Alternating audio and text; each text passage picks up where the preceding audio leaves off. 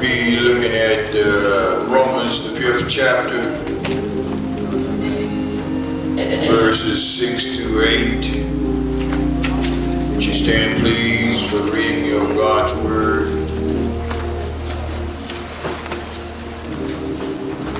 Reading from the New King James Version, it says, "For when we were still without strength, in due time Christ died for the ungodly. For scarcely for a righteous man will one die, yet perhaps for a good man someone would even dare to die. But God demonstrated his own love toward us, in that while we were still sinners, Christ died for us." You may be seated. Amen. Looking at the 8th verse and the first two words there says, "But God." But God. Amen. On last Sunday we partook of the Lord's Supper, and I just wondered how many of us really understand the immense or the magnitude of what God did for us on Calvary. See, had God not intervened at Calvary, there would be no hope for us.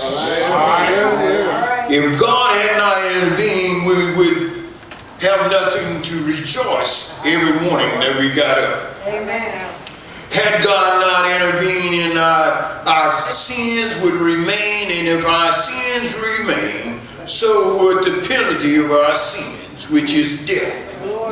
But look what Romans 6 and 23 says, "For the wages of sin is death, but the gift of God is eternal life through Jesus our Lord." God involvement in our lives paved the way for the resurrection. God involvement in our redemption made it possible for salvation. Without the mediation and the preparation of God, there would be no opportunity. We would have no choice. There would be no decision moment. Without God's participation, there would be no paved way to heaven. There would be no need for the church. Without God's preparation, there would be no need for the church, because without Christ, there would be no need for the cross. No cross, no crown, no atonement. The church is needed because there was a cross. The church is needed because Christ commissioned the church. There is a need because the church has a message. The message of the church is Romans 5 and 8. "But God demonstrated his own love toward us, that while we were still sinners, Christ died for us." The phrase "but God" represents a contrast. It represents a devastation, an alteration, a switch. It represents a shift between what was and what can now be. The two words "but God" is at the heart of the gospel. Jointly they appear in the King James Version about 43 times, and in various other forms over 100 times. Each time they unfold the splendor of God's grace. Each time they express the gravity of God's mercy. Here are a few of the "but gods." In Genesis 8:1 it says, "But God remembered Noah." 1 Samuel 23 and 4 says, "But God not only gave it his hand." And then Psalms 49, this is to me, is to me. It says, "But God will redeem my life from the grave." Oh, what a good news. It is a wonderful thing to have a "but God" within our narrative of our life. When the "but God" appears in our life, our lives are made richer. there's a change in our life. You know, people go around talking about what we used to. There's a but God in all of our conversation. It's all of you say, but God washed me. God has cleansed me up. I don't care how you used to talk about me, but God has taken me and planted my feet on higher ground. If there's a past, can no longer hurt, hinder my presence or my future, because I got a but God in my life. You can post it on Facebook, but if you write a book, include the chapter, but God turn my life around. Include the chapter, but God washed my sins away. All of the ex-drunkards, you can say, but God took me out of my drunkenness. All the dope addicts can say, but God cleansed me from using drugs. The songwriter says, Jesus went to the cross, went to Calvary to save a wretch like me. That's love. It says that they hung him high, they stretched him up. He hung his head, for me he died. That's love. The Bible says, for God so loved the world that he gave his only begotten Son, that whosoever believeth in him should not perish, but have everlasting life. We were guilty, but God. Where we was doomed, but God took me and planted my feet on higher ground. But God showed his greatest love when he sent his only begotten Son from on high. When he was born of the Virgin Mary and took and put on an old rugged cross. In John 12 and 30 he says, and if I be lifted up from the earth, will draw all men. You see, they took him down off the cross. They put him in a bar tomb. No death thought they had him. But he stayed there 3 days. But my Bible tells me that it was early one Sunday morning. Before the S-U-N got up, the S-O-N had already got up. My answer to that question is, has he got up in your life? Has he woke you up from the grave? Has he planted you on higher ground?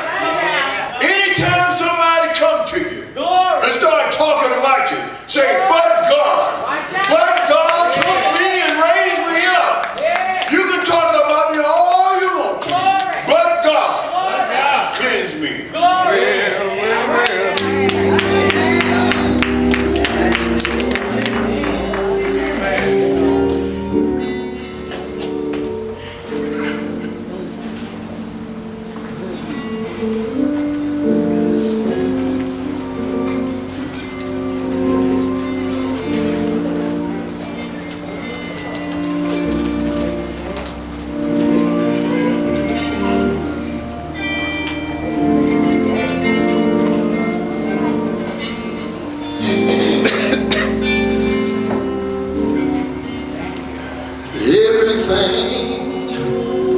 Must change.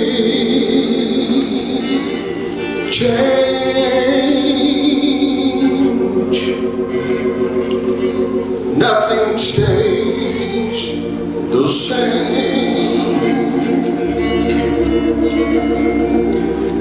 Everything must change.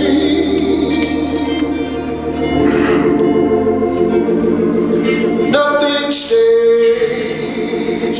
the same. Ooh, the young becomes the old,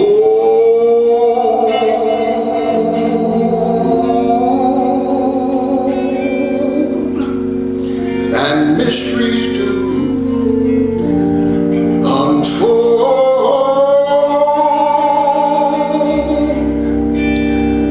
But that's the way of life. Nothing and no one goes unchanged.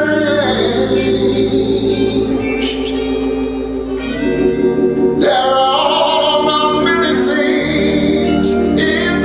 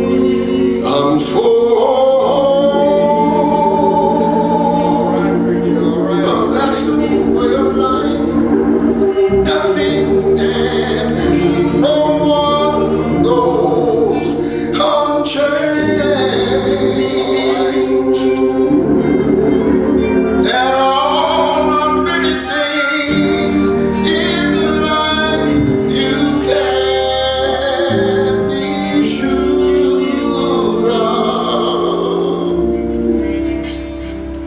except Christ make up our life, and Jesus paid the price, and we should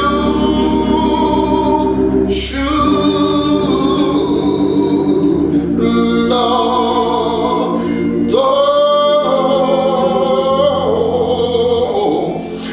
Lord.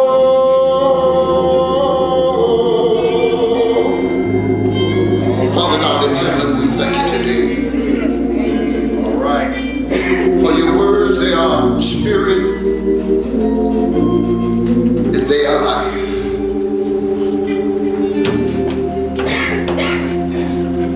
We ask that you will anoint these lips of clay to speak as the oracles of God.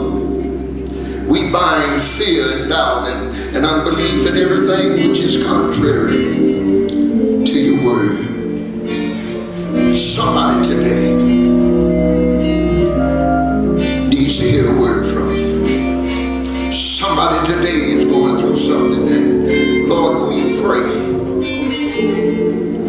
that you would touch that need in the name of Jesus. Amen.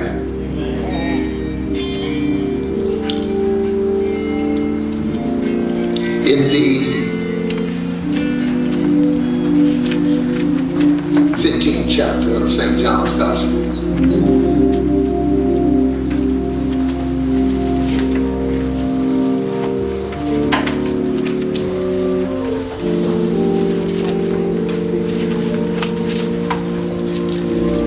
in the 15th chapter, beginning with the first verse, Jesus said, I am the true vine, and my Father is the husbandman. Every branch in me that beareth not fruit, he taketh it away. And every branch that beareth fruit, he purgeth it, that it may bring forth more fruit. Now ye are clean through the word which I have spoken unto you.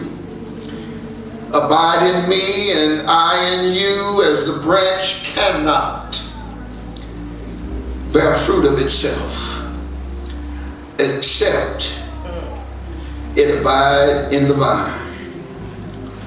No more can ye ask, no more can ye except ye abide in me.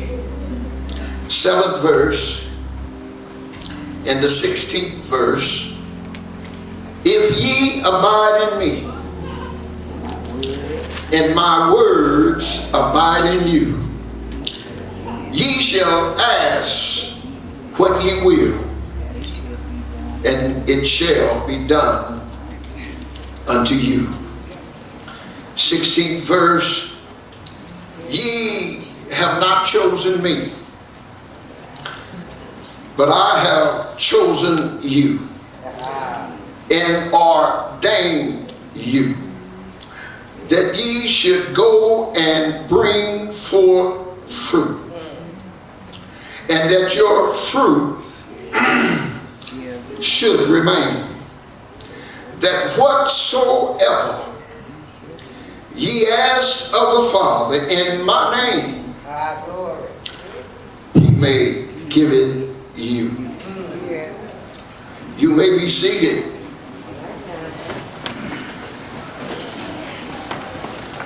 Title of our message is What Type of Fruit Watch out now. Are You? All right. Jesus said, I am the true vine. My Father is the husbandman. In other words, when Christ came in his ministry, never once did he claim the power. But he always kept his Father in front. Glory. Many times we fail as the people of God because man's biggest problem is I. But Jesus said that he is the true vine. And his Father is the husbandman. And he goes on to say that every branch in him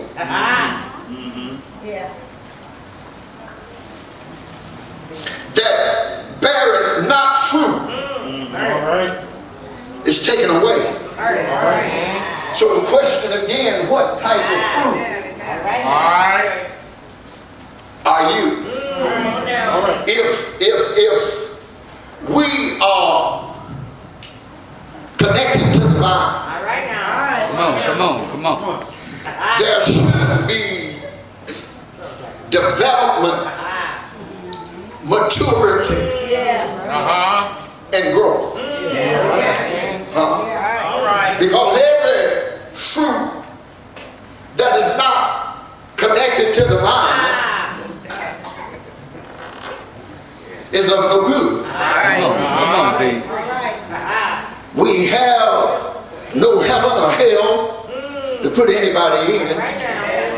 But if we would examine ourselves, if we would be honest with ourselves, then we need to know really what type of fruit we are. If we are connected to that vine, then we find courage. If we're connected to the vine, we find strength. When we are connected to the vine by faith and from experience with God, we accept his word. Every man's works will be tried by fire. God has, if the Spirit of God is in our hearts, then we have been called out to be picked on. And as fruit, you're going to have to go through something in order to grow. Go ahead. If you never go through anything, how can you develop?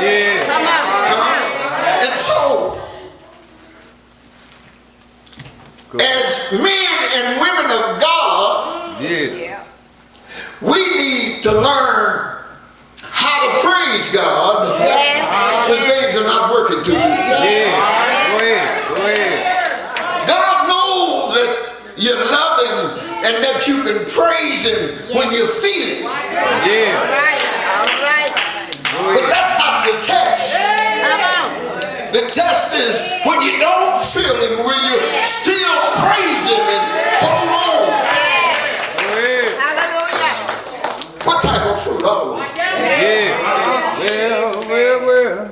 Just because we come to church on Sunday doesn't mean that we have the Spirit of God. Just because we can come in here and sing real good doesn't mean that we have the Spirit of God. Every man's works will be tried by fire. God has called you out that people will talk about you. The servant is not greater than his Lord. He said if they have hated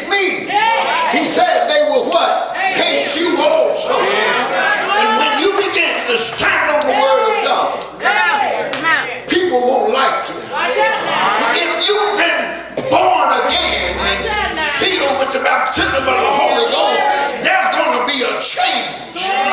You're not going to be the same person. You've got to learn as a man of God and as a woman of God how to bring that attitude under subjection. Am I right about it? You've got to learn how to change that feeling of hate because you don't like your brother because of what they may have done. You've got to learn how to pray and build a consecrated prayer life in order to overcome the enemy, because you can't defeat Satan on your own. What type of fruit? Come on. And brothers and sisters at the Gethsemane Baptist Church, we need to love one another.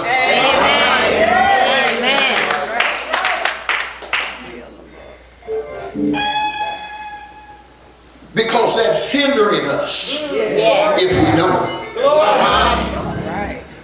How many in here you know that you don't like somebody? All right.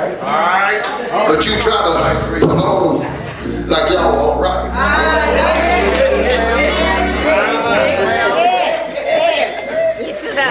Go ahead. Let me share a secret with you. If you know that you don't really care for a person, come on, preacher, and then you try to act like you do, don't you know that God already knows that? Yes, sir. Yes, sir. The same way you already know that. Yes, sir. And the day that you can fool God will be the day that you can fool yourself. All right. Yeah. All right. Go ahead.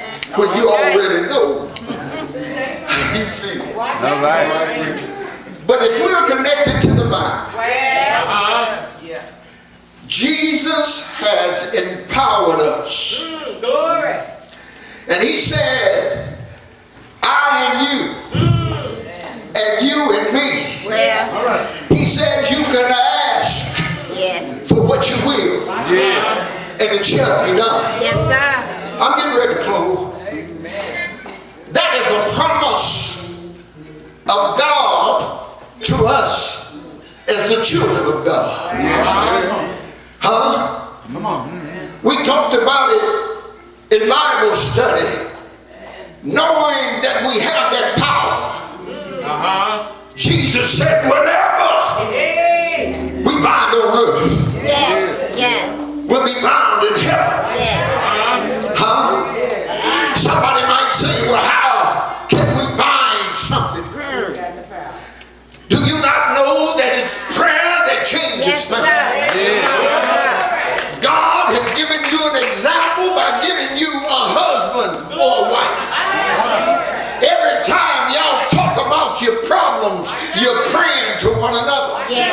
But if we can learn how to turn that up to God, who gave you your husband or your wife. So whatever the problems is, we have the power of prayer. Why? Because we're connected to the vine. And if we're connected to the vine, we're going to bring forth fruit. And I'm going to say this and I'm going to stop. Many of us, we are worried about understanding the things of God. I like to remind you that Jesus said that the Comforter, which is the Holy Ghost, will teach you all things. Why would you worry if you're connected to the vine? If God is able, and if God is all power, and if God is the one that called you, is it not true that he'll teach you? Because he's the one that called you. What type of fruit are you? Search yourself. 2 Chronicles 7:14, God said, if my people, which are called by my name, will humble themselves and pray and seek his face and turn from their wicked way. He said, then will I hear from heaven, and then will I heal their land. What type of fruit are you? The doors of the church are open.